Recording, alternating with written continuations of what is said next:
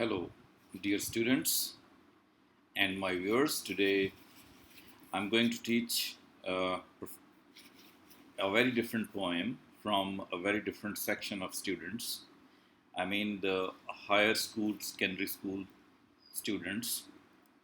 That's exactly called as higher secondary school certificate students, or in my country, they can be called as FSC or intermediate students. So the poem is taken from that section of the students' syllabi. This poem has been requested by one of my students that I should teach one poem at least for the FSC students for their benefit, so that's why it is here. The poem title, as you are looking at, is A Sindhi Woman, and this poem was written by Stallworthy. And I would like to show you people that the poem is written by Jon Stallworthy. That Jon Stallworthy is an not an Indian, not a Pakistani, but a European person. But he is writing a poem on a Sindhi woman. Sindh is the province which is situated in Pakistan, and before partition, it was the part of India. Probably at that time, Stallworthy visited this part of the world, and so the poem came into existence. So, in that way, this poem is about Pakistan, about the culture of Pakistani women, and about the province of Sindh, where such a woman was found. And Jon Stallworthy looked at this woman and he wrote this poem. As the slide shows, that Jon Stallworthy was born in London, and he has been in his life working as an editor, critic, and poet as well. He was Bachelor in Literature and Masters in Arts at the University of Oxford. He also has the unique and memorable ability of constructing lines of poetry which are though simple, but create the idea that they are very disturbing as well. Same is the case with this poem also. Stallworthy's poems imply conventional forms, but offer us a very sophisticated type of examination of the war. And here the war is World War II, or at the maximum World War One, and the family and country England especially. Stalworthy has published many other poems as well. Rounding the Horn, for example, is the book collected poems, and our today's poem, A Sindhi Woman, is from this collection of poetry. Then he writes about body language, survivor song, singing school, the making of a poet in 1998, and ultimately he died in 2014. Well, this is the poem, first half of the poem that I've copied for you people. And if you look at the picture here goes to show the flowing clothes of Sindhi women, and most of the Sindhi women are not having shoes in their feet, and so they are wearing flowing clothes, and on their heads there is the some kind of utensil or a pot, and this pot most consistently can be of water or can be of milk. In the poem also we have some such woman who is carrying some pot of the mud, made of mud, or one can say that stone jar. This is the type of thing which she's carrying, and the poem also says almost the same thing. For example, if you look at the few lines of the poem, they say barefoot through bazaar. So this is the start of the poem where the poet lets us know that there is a person who is barefoot, not wearing any shoes on the foot. That person is walking through the bazaars and with the same undulated grace. And this walk has got some quality, and that quality is that it's balanced walk, it's very powerful walk, it's very undisturbed, graceful type of walk. So the walk has two characteristics, that it is balanced, undisturbed, and it is graceful as well. This grace and this beauty of the walk comes to the foot, and it resembles to the clothes blown back from her face. And it means that the word or the pronoun her goes to show that the person is a barefooted person is a woman, because the pronoun her is used from her face. The cloth is blown back, which was possibly on her face, and ultimately because of the air pressure, it has flown back, and it has flown so in a gliding shape, in a gliding form. Same is the case with the walk of the woman, that she's gliding, she's moving like a wave of water or the wave of air. She's moving in that way. In that way, the walk of the woman is going to be very light, very beautiful, very graceful as well. But she's not walking on a walking ramp, but rather she's walking in a bazaar. And her walk has been compared with the poet as the gliding thing. For example, the poet says, She glides with the stone jar high on her head. There is a stone jar on her head, and she's gliding. She is making a graceful walk. She is walking without any disturbance. She's walking in a very graceful way, in a very wavy type of way. Her clothes are waving as well. High on her head. On her head, there is a pot also. She's having a stone jar on her head, and probably she's carrying water on her head. High on her head again goes to show that the height of the woman is not so short, it's going to be long height, and not a ripple in her tread. Now, when she's walking, her walking style is quite balanced, even if she's carrying weight, carrying load on her head. There is no little wavering on her walk. She's having all the perfect walk as well. So the whole set of lines goes to teach us that there is a woman walking in the bazaar, and that woman is carrying some part on her head, and she's walking very gracefully. The clothes she's wearing, the walk she's making, all is really very graceful and very beautiful one, and it's quite determined, quite balanced, undisturbed at all. So this is the type of walk the poem goes to present us, or the poet goes to let us know that this is the walk which the woman is having, and that woman is a Sindhi woman, as the title goes to show. Let us see what further does the poet have. This is the second part of the poem where the thought changes up to some extent. For example, I have shown in the picture that one is a young man, other is an old person, and youth and age. Now, what is the connection of this picture with these lines? Let us see. Watching her cross erect stones, garbage, excrement, and crumbs of glass in the Karachi slums.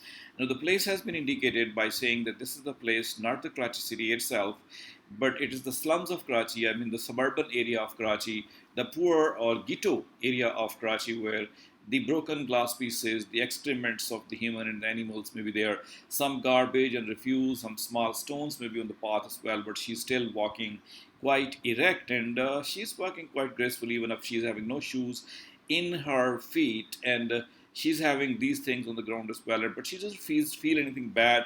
Probably she's habitual of walking on such things, and she's got that strength in her feet that she can walk in such roads or on such areas where these things may be there. There's no problem in her walk even if having these things. And the poet says, I with my stoop reflect. And this is the line which connects the all lines with this picture as well. He says that the poet says that he has become an old person. He's having a stoop or bending in his body. He says that he was looking at this woman and feeling envious as well, and was thinking, they stand more straight, that the people who walk straight, the people are very powerful, who learn to walk beneath the weight that they have learned that how to walk that. So in that way, the poet compares the walk of the women with himself as well. The first part of the poem showed the beauty and the grace of the walk of the woman, but the second part of the poem goes to show the power of the walk of women, of the endurance and of forbearing of the walk of the women. And as a result, the poet is able to compare this thing with himself. He says that he's old, he cannot walk in that way as the woman was walking. And he says that he's learned a lesson out of that, that when somebody learns to walk under the weight, and he learns to walk he or she learns to walk on such roads, the power automatically comes. So this is the whole paraphrasing of the poem. Let us add some more things into it. The third slide, for example, tells to us what things should we remember about the poem. For example, what should be possibly the summary of the poem. The summary of the poem is that the poet is telling us that a Sindhi woman is walking. She's wearing a Sindhi dress, but she's not wearing foot at all, and she's not wearing any shoes in her foot at all. But she's walking very gracefully, very carelessly. She's walking on the road where everything bad could be possibly present, glass pieces, for example, excrements, for example, or stone pieces, for example, but still she's carrying the weight on her head, and she's walking quite perfectly. The poet says that this area is the slums of Karachi, and he is therefore reflecting that he cannot walk in that way as the woman is walking. And it is because she has learned this art under difficulties, under duress, and as a result, she is capable of walking. He says that it doesn't matter whether somebody is young or old, but if you have learned to walk under the weight, definitely you can walk very straight and very powerful as well. So that's going to be the summary of the poem and the theme. The themes of the poem are possibly many. There's not one theme. For example, it could be the life of the women, one of the themes, life of the poor woman, the second theme, and then it can be the life of the people in the city versus the life of the people in the suburbs of the city or in the ghetto areas of the city. And then the theme can also be age, youth, and age. This type of themes can be possibly there. The culture which has been shown is that of the Sindhi culture, because the woman is barefooted and she's wearing flowing dress and she is covering her face as well. That's all the culture which belongs to Sindh. And then poverty also, because she's not wearing shoes. One can say it was a part of the life of the women at that time. They didn't wear the shoes, but then according to the standards of life, the non-wearing of the shoes and walking in the ghetto area on the road, that all goes to show the poverty is there. But the strength has also been indicated. The poet wants to say that this is the strength of the woman, that she can walk straight, erect, and she can walk in such a style that she cannot face any difficulties at all. It is quite a common thing for her. Youth and age is also one of the important aspects of the poem, that on the one hand, one person can walk very powerfully because of the youthful time, and this also goes to indicate that the woman is a young woman, and the poet says that in her comparison is going to be an old person, and that is why he cannot walk in that way as the woman can walk. So in that way, a number of things are there which the reader is required to remember before analyzing the poem. Let us see some of the stylistic features of the poem. Like if you talk first of all about the rhyme scheme, we can capture it very easily by going back into the poem. Like if you look at the poem, the first line ends in bazaar, the second line ends in grace, and then third line ends in face, and the fourth line ends in jar.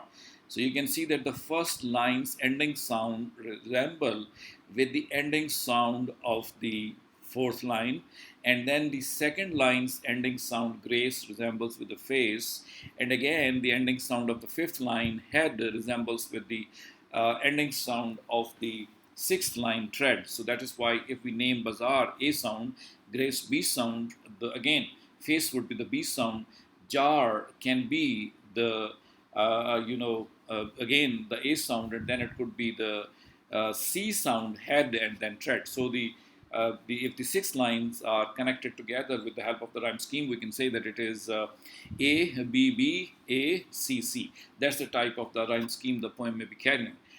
Same is the case with the second part. For example, it has got the crumbs and slums. These are the two lines which resemble each other. Then is the reflect and erect again, first and fourth line. Straight and wait again. The fourth and the fifth and the sixth line resemble with each other. So in this way, this part of the poem also have the similar type of rhyme scheme that's got A, B, B, A, C, C. So that's the type of rhyme scheme the poem is carrying. And if we talk about the lines and the parts of the poem, then again we go back and we can say that the poem is divided into two parts.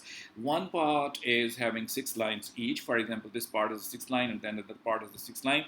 So that is the division of the poem, also on the basis of the lines and on the basis of some kind of division, one can say. One can also talk about the sextant lines, for example. If I'm using the word correctly, I don't know, I don't remember at this time. So in that way, the poem has got two parts, and it has got six lines in each part, and every line is having connection with the help of the rhyme scheme which the poet has used in both of the parts. Students, some type of repetition is also present in the poem. Let us see what is the repetition by going back into the poem.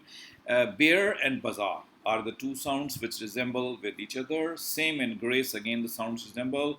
And blown back is again another type of repetition of the sound. Then is the again we high on her head, high and head again have the resembling sound. So there are many repetitions which are done in the poem.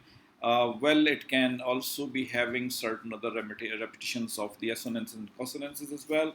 One can read very carefully and find these sounds as well. For example, here it is again excrement and crumb have some resemblance, and again there is the you can find out stand most straight. These are the sa sounds which have been repeated, and again in the last line you have who, learn, walk, beneath, weight. Many sounds are repeated here as well. So in that way, repetition of the sounds and that of the words possibly is also present in the poem.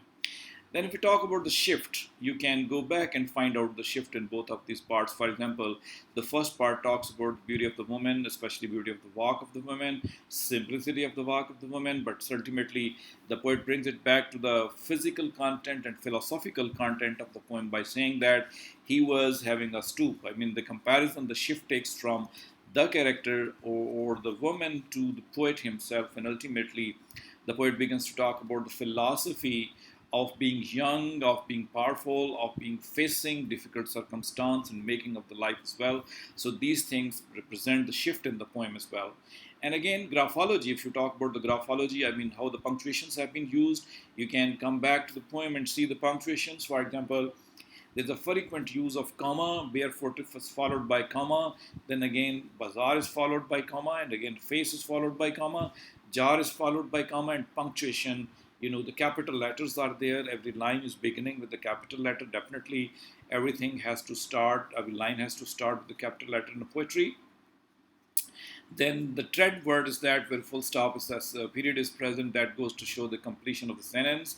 And the commas provide us the kind of number of things which are present. For example, barefoot 1, bazaar 2, and then her face 3, and after that the stone jar 4. Four items combined together in one sentence. And after that, look at the second part.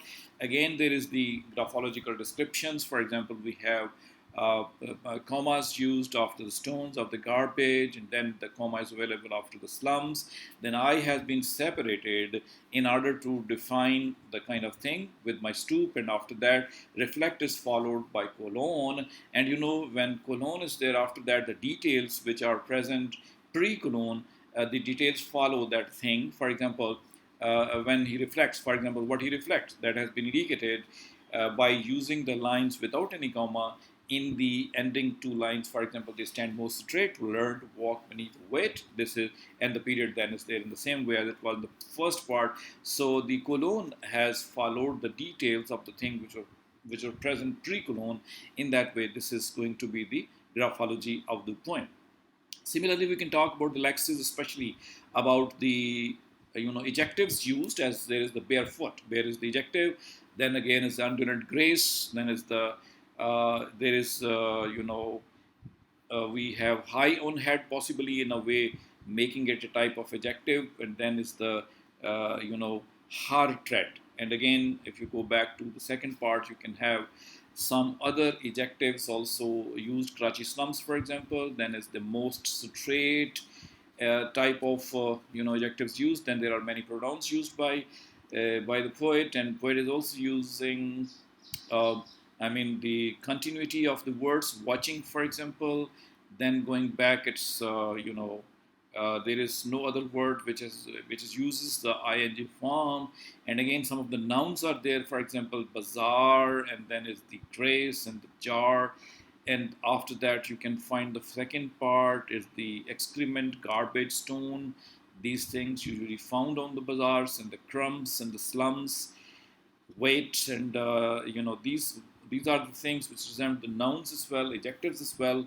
Some verbs are frequently used, and the da is repeated only twice in the whole of the thing. For example, look at the second line, article da is present after the two words. In the same way, in the second part, in the third line, after the three words, da is present. So in this way, the is article is not used that much as it should be. Of course, can be there. In the title also, we have just one article, and after that, the same article is available in the sixth line of the first part of the poem. Possibly there is no other article used. So in that way, there's a type of graphology and the lexis used. Language of the poem is quite simple. It represents the simplicity of language, which possibly wanted to convey a very effective message. Perhaps the poet knew that there's some kind of audience available who may not be understanding that difficult English.